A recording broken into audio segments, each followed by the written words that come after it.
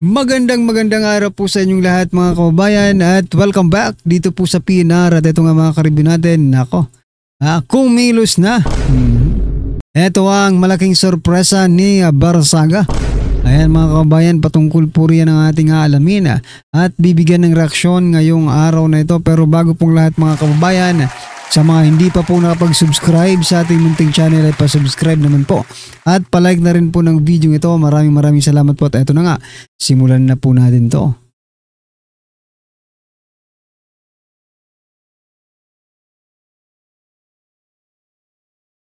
So yan mga kababayan, bago po natin muling i-play ang video ito, pasadahan po muna natin ang mga nagtitrending na mga balita dito po sa mundo ng social media at unahin na po natin to.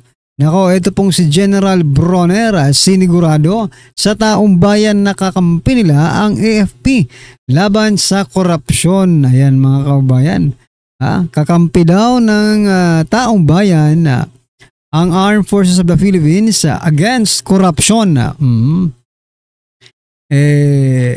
Naniniwala ba kayo? Ilang ulit na po nagrally, ilang ulit na pong lumabas ang taong bayan pero wala naman po tayong nakita na pagsuporta nila sa taong bayan, di ba? Anyway, ito kasi may balita rin mga kababayan that ito pakita na lang natin, no. Kaya doubtful talaga ako, no. Dito po sinasabi ni Bronner na sila ay kaisa ng taong bayan against the corruption because ito mga kababayan, ang balita, di ba? 15 billion ghost military projects. Mayroon daw 15 million na military project. Kaya pala takot na takot si Gibo Teodoro kay Martin Romualdez dahil meron palang 15 billion ghost project ang military. Ayan. Alam din ba kaya ito ni General Bronner? Diba? Gibo Teodoro, ang General Bronner, meron 15 billion ghost military project. Ayon po yan kay Representative Kiko Barsaga.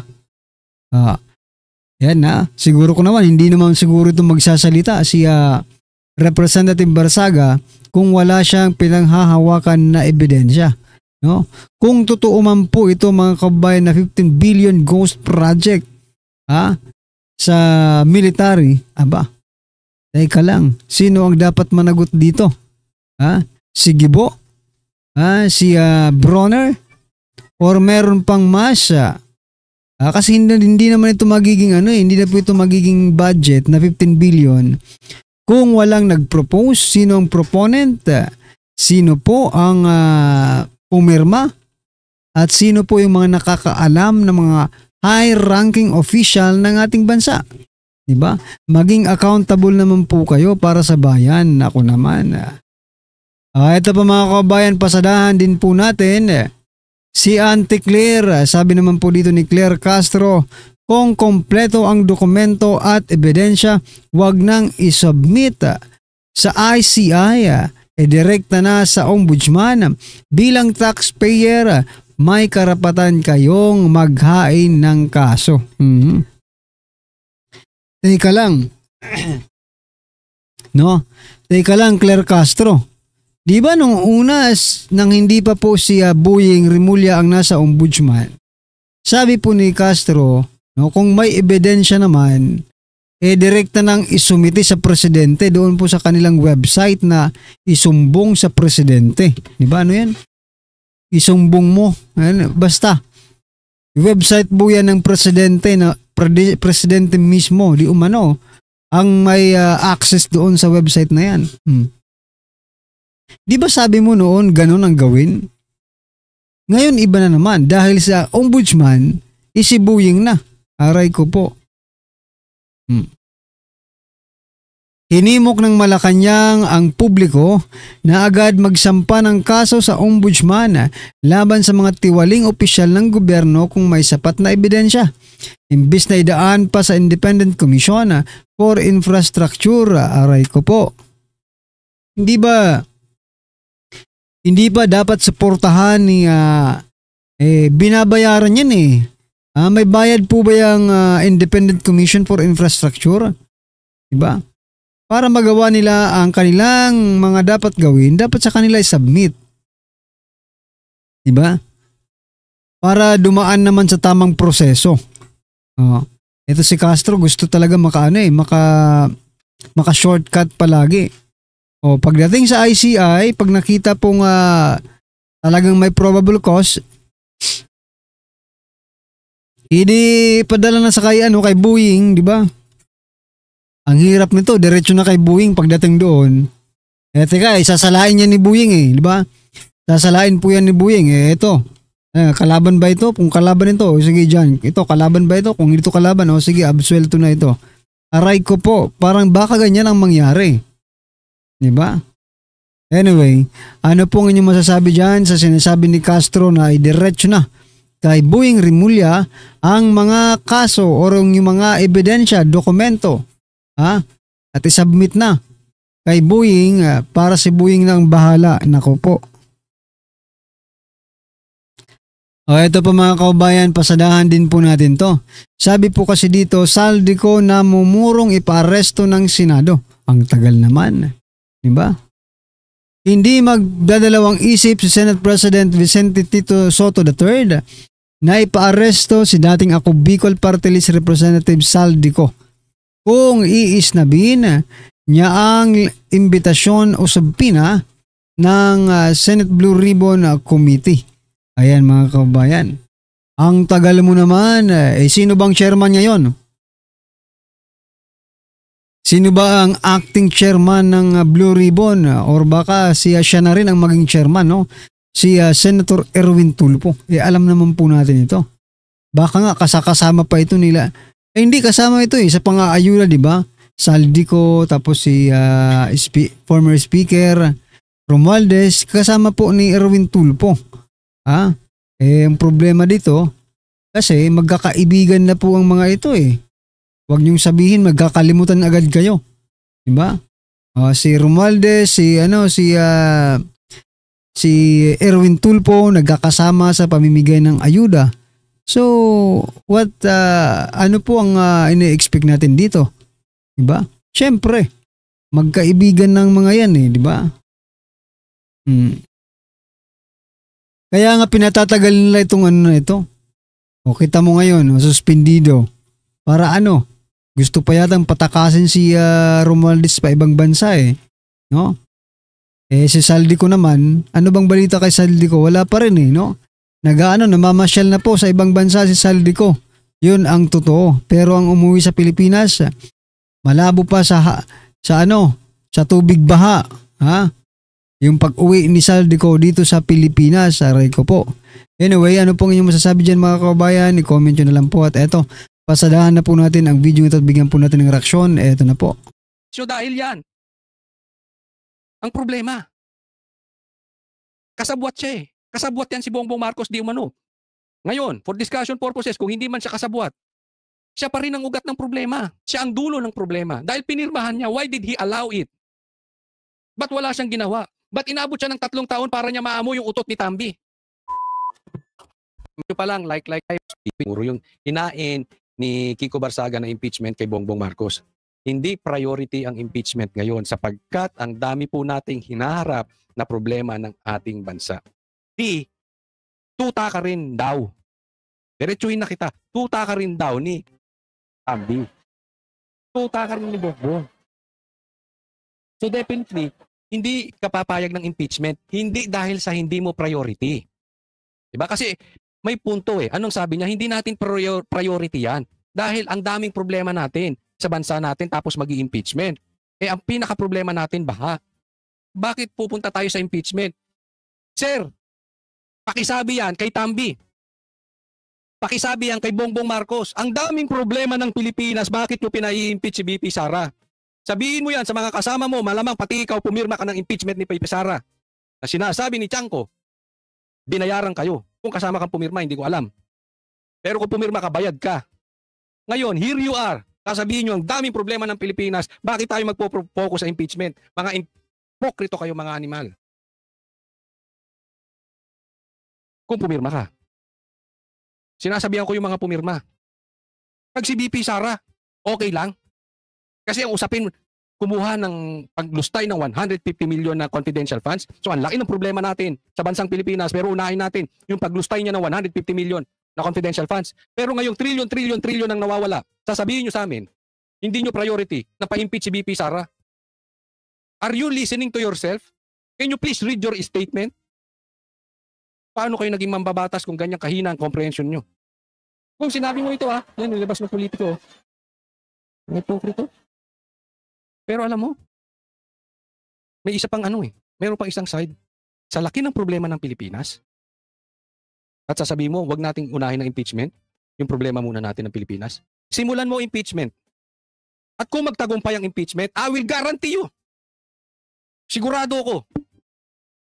Tapos ang problema ng Pilipinas. Half of the problem of the Philippines. Tapos. Ghost project, tapos. Corruption, tapos. Kaya nga dapat yung impeachment Yan ang dapat ini-impeach. Imagine niyo kahit i-impeach nyo si BP Sara, may magnanakaw pa rin. BP Sara is not in any way involved in ghost projects. Wala nga, pati nga budget ni BP Sara binawasan ng Office of the Vice President. Parang ayaw na siyang isali talaga So pag-uusapan natin patungkol sa baha, patungkol sa ghost projects, walang kinalaman si BP Sara. So bakit yun? Pinapa-impeach nyo. Ito dapat pina-impeach nyo dahil yan. Ang problema. Kasabwat siya Kasabwat yan si Bongbong Marcos di umano. Ngayon, for discussion purposes, kung hindi man siya kasabwat, siya pa rin ang ugat ng problema. Siya ang dulo ng problema. Dahil pinirmahan niya, why did he allow it? Ba't wala siyang ginawa? Ba't inabot siya ng 3 taon para niya maamoy yung utot ni Tambi? Diba? So compare natin yung dalawang impeachment. Pag pina-impeach si Sara, wala masusolusyonan sa nakawan. Sa ghost projects. Pag pina-impeach si Bongbong Marcos, solve ang problema natin sa nakawan. Tama or tamang-tama? Use your coconut head. Mga mambabatas kayo. Next po. So, isa pa tong tuta. Kasi, patungkol sa impeachment na naman ni Kiko Barsaga, sabi niya kasi kung ako lang, wala akong makita kung anong pwedeng gamitin na pa-impeach si President Marcos. Wala talaga because I think honestly, he's doing a good job. Tuta! Tutan-tuta. Pero alam nyo, may punto to si Puno. Excuse me. Alam nyo kung anong punto niya? This could be a blackmail. Diba? Alam naman natin tuta to ni Tambi. Karamihan sa Congress, tuta ni Tambi. Sa Kamara, tuta ni Tambi. Hindi man lahat, pero marami dyan tuta ni Tambi. Alam na natin kung bakit. Doon pa lang sa bigayan dyan sa impeachment, alam na natin yung karakas na itong mga to. Okay? So, paano? Si Bongbong naman ang pina-impeach, hindi naman si Tambi. Paano blackmail? Kasi ganito yan. Halimbawa lang halimbawa. Si Puno, pwede niyang gamitin yan? Hindi. Hindi namin papayagan. Ma-impeach ka. Sasabihin naman ni Tambi, yes, mga bata, tuta ko yan Hindi si Puno yung mga pumirma ng impeachment. Mga tuta ko yung mga yan. Kung ano sinabi ko, susunod yan. Oo, ambunan mo lang yan.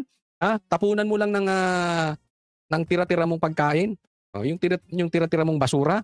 Diba? Siyempre, unang kukuha ng basura, yung mga basura ng pera siya. Tapos tapunan mo ng pera yung mga yan. Hindi na papalagyan. Okay na yan. Diba? So, hawak ko yan. Hindi ka mai-impeach kasi magsisimula yan sa Kamara Kailangan ng 2/3 votes. So, ang gagawin, hindi ka mai-impeach Bongbong Marcos. I will protect you. But you protect me. Make sure hindi aabot sa akin ang investigasyon. Hanggang kontraktor ka lang, hanggang senador ka lang, hanggang DPWH ka lang. Okay lang. Lutuin mo silang lahat. Basta wag mong paabutin sa akin. Maglagay ka ng taong nakaupo na hindi pipigilan yung pag-abot sa akin at yung impeachment, Bongbong Marcos, sagot ko hindi aabot sa iyo. Ito, observe nyo. Kung may punto yung sinasabi ko, Bongbong Marcos, these following days will be more aggressive in protecting Tambi. Claire Castro will even speak more or protect more Tambi. Naalala mo, kinwestiyon na nga ni Karen Davila yan Si Claire Castro. Why are you speaking in behalf of Tambi? Diba? Are you the speaker of the house? So, makikita nyo yan. Kung tama yung sinasabi ko, makikita nyo yung trend na yan. Marcos, the executive, the PCO will protect Tambi. Abangan ninyo. Ito pag-usapan natin. Despite all the problems, ayaw nilang simulan yung impeachment dahil dapat unahin ang problema. Diba? Sinabi natin yan dahil sabi yan ni Speaker D, unahin natin ang problema, wag yung impeachment. Ang laki ng problema natin. So eto ngayon, ang laki ng problema natin, inuna yung budget. Kesa solusyonan yung problema. Diba? Kesa mag-focus sa investigasyon. Wala nang ginawang investigasyon. Wala nang umaatin dun sa Congress eh. Diba binibidyo yan ni Kiko Barsaga? Ang daming bakanting upuan? Ang daming absent? Pag budget ang pag-uusapan, agresibo kayo. Pag hearing, pag investigasyon, pasa nyo lang sa ICI. Ganyan din ang ginawa ng Senado eh. Tinigil na yung investigasyon para saan? Sa budget? Diba? Ito sabi ni Kiko Barsaga, the corrupt 6.8 trillion peso 2026 budget has been passed. Naku, grabe, laki 6.8. Magkano kaya mapupunta dyan kay Tambi? Magkano kaya mapupunta dyan kay Bongbong Marcos? On second reading, Congress, Senate, and the Marcos administration will once again steal from the Filipino people. People power Marcos resign. Laki niya, no? Ilang hati-hatian yan. Diba? Baka mga tigkakalahating milyon sila. Tapos yung mga bossing, tigkakalahating bilyon pala ha. Tapos yung mga bossing, mga bilyon-bilyon. Laki niyan, trillion pesos. Alam mo, pag tiningnan mo, may pera Pilipinas. Ngayon ko na-realize, may pera tayo. Mayaman tayo. Bakit tayo nananatiling mahirap? Dahil sa mga politikong magnanakaw. At dahil na rin sa mga botanteng naghahalal ng mga magnanakaw. Iyan ang paulit-ulit na problema ng bansang Pilipinas. So, ganyan na problema natin. Meron pa akong ipapakitang isa sa inyo. Tapos may mga tao pang katulad nito. Wala nang naitulong sa Senado, wala nang naitulong sa Pilipino, nanggugulo pa sa Pilipinas. Ito, pag-usapan po natin ito si Trillanes. Ito yung So yan mga kababayan, ano po ang inyong opinion, reaksyon patungkol po sa video ito? Comment nyo na lang po sa baba. Maraming salamat po.